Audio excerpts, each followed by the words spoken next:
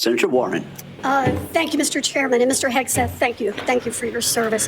So if you're confirmed as Secretary of Defense, you will oversee our military, including about 250,000 women who currently serve on active duty in the Army, the Navy, the Air Force, the Space Forces, and the Marines. And I have serious concerns that your behavior toward women disqualifies you from serving in this role.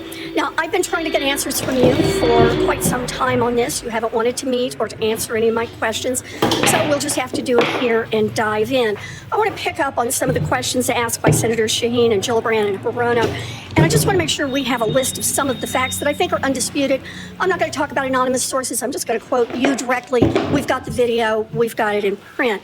So going back to January 2013, you told a Fox News interviewer that women in the military simply couldn't measure up to men in the military, saying that allowing women to serve in combat roles would force the military to lower the bar. You picked up on that same theme in 2015, making remarks on Fox News, referring to women in combat as, quote, it would erode standards. June 2024, you said on Ben Shapiro's podcast, quote, women shouldn't be in combat at all. And then, of course, we've talked about it in 2024. You published a book, and you say on page 26 of your book, we need moms, but not in the military, especially in combat units.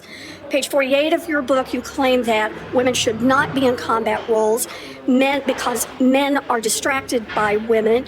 And then 10 weeks ago, you appeared on the Sean Ryan Show and said, I'm straight up just saying we should not have women in combat roles.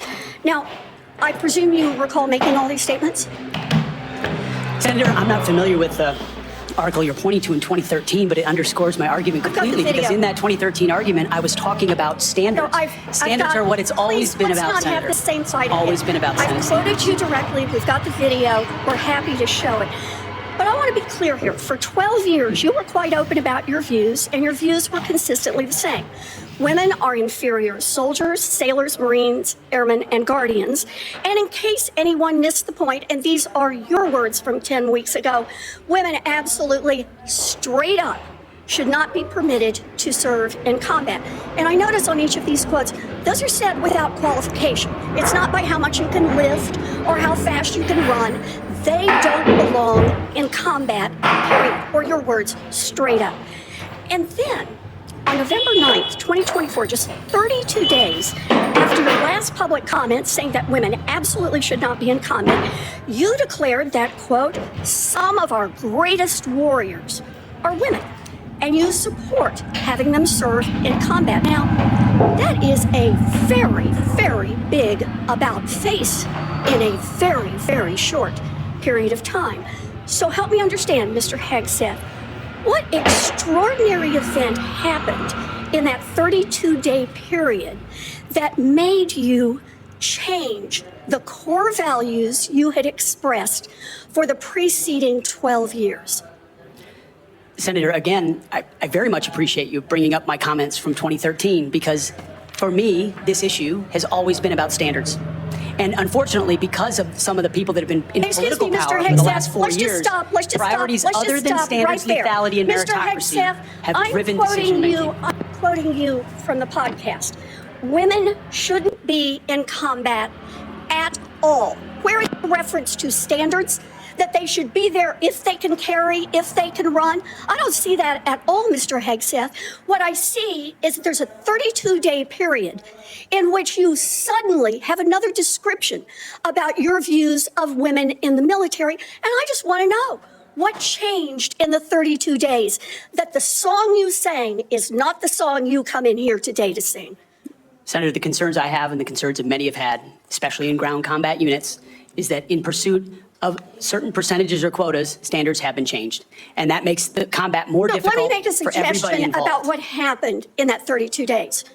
You got a nomination from President Trump. Now, I've heard of deathbed conversions, but this is the first time I've heard of a nomination conversion.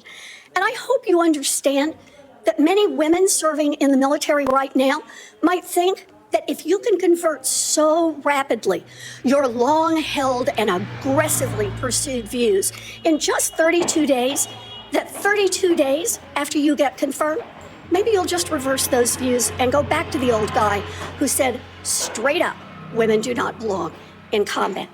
Now, Mr. Hegseth, you have written that after they retire, generals should be banned from working for the defense industry for 10 years. You and I agree on the corrosive effects of the revolving door between the Pentagon and defense contractors. It's something I would have liked to talk with you about if you'd come and been willing to visit with me. But the question I have for you on this is, will you put your money where your mouth is and agree that when you leave this job, you will not work for the defense industry for 10 years?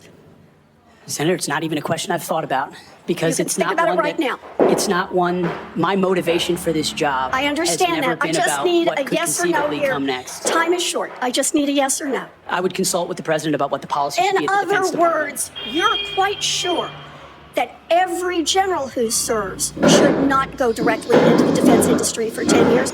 You're not willing to make that same pledge? I'm not a general, Senator. You'll be the one, let us just be clear, in charge of the generals. So you're...